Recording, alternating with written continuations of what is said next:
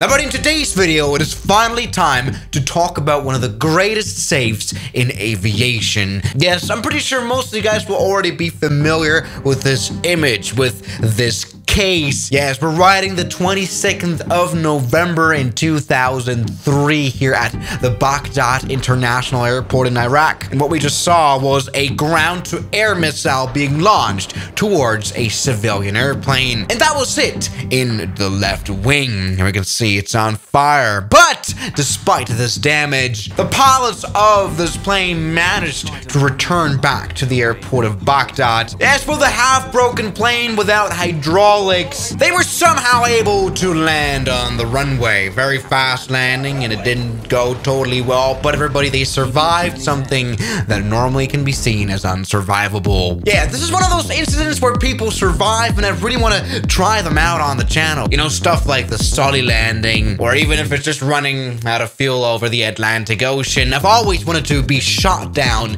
but still survive. And I mean, this is possible to do. We do have an A300 for the flight simulator. Yes, the A300 600, which costs 70 pounds. Yes, I paid 70 pounds just to make this video. But for sure, this is an amazing aircraft that simulates all the systems. Perfect. So come on, let's maybe try this. Let's get shot down. Maybe not by Saddam Hussein's fanatics, terrorists, who are, by the way, not that smart. I mean, if you're going to shoot down a civilian plane, I mean, try a passenger plane at least. I mean, doesn't that have a bigger ROI? I'm not quite sure. Anyway, it's time to take off with this 1979 airliner and be shot down. Yes, spawning some F4 Phantoms that will now shoot us down. Come on, but first take off on this beautiful A300. Nothing to be worried about. This has got all your Amazon packages that you need. Uh-oh, missile. There's a missile. There is a missile, and it's coming right now. And the DHL plane is about to be hit. I was actually hitting the left wing as well. Check this out. That's actually quite realistic.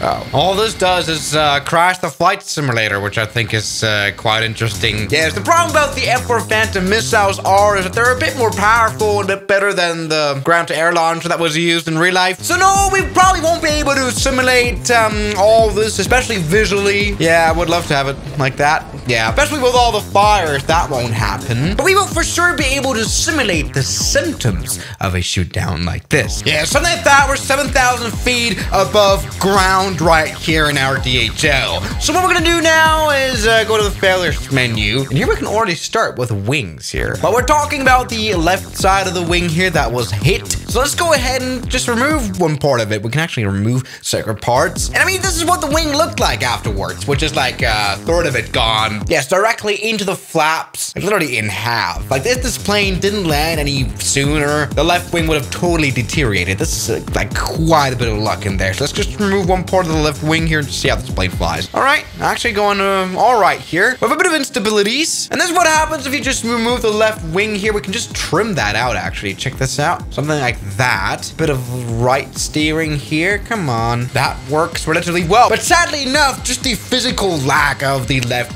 wing or part of it, it's not the only problem we're gonna have. Of course, hydraulics issues. Since the hydraulics is leaking and all that stuff, so we lose all the pressure. We've got no more control, so let's come on, try this here. Leak hydraulic system 1, leak hydraulic system 2. We pretty much have no more control of this plane. And that's a big problem, yes. All our little attempts to steer against the loss of the left wing is not gonna help us much anymore. We've got, oh my god, okay, this is gonna go very wrong. And so all that is left to control this plane is differential thrust. Oh Jesus Christ, this is actually not going to work. I think the flight simulator just overdoes this actual removement of the wing, so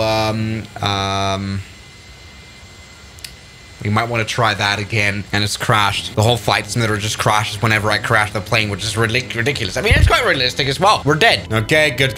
We're back on a plane that's still alive, but it's not really working well. We've already got the landing gear down, which I think should also be quite problematic to do. This is definitely a crazy case. Well, by the way, the only reason the whole fuel of the wing that was hit didn't burst into flames was because, of course, the tank was completely full. But anyway, come on, let's try this this now, again, using differential thrust, since this little guy won't really help us anymore. It's only the differential thrust or Jesus, whatever it is. All right, come on. Go turn to the right here. So we're gonna use the right thing. I mean, something I don't have to worry about is my literal life. I mean, just imagine you'd be in this plane. Also, you wouldn't have any idea that you've been hit by a missile. Maybe there's no back mirror so you can see the wings. Come on, it's hard to stay alive with this plane, honestly. It's not making it easy for me. I can only stay afloat at speeds of like 350 knots. But anyway, we are coming in for a turn here, for a landing here for the runway. Come on, the runway's right there. All right, oh Jesus. Oh, please don't die. Give full power on the left engine. Oh! Okay, nothing to be worried about. Plane's coming in for a landing, okay? There's a runway right there, and we've got a big desert behind it. Oh, there's no way. We're going to hit the runway at an incredible... Oh, we're gonna die! Hardest landing ever coming in.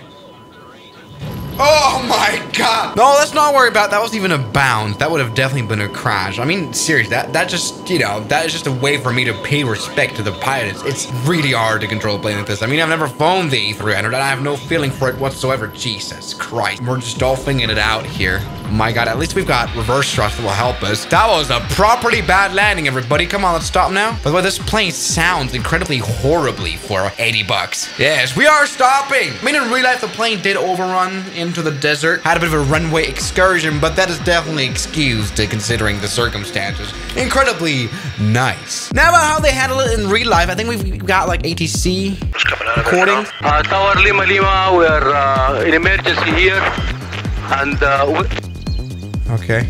Oh, I just lost it. Lost it. All right. Oscar Delta Lima Lima, Baghdad, tower report, distance.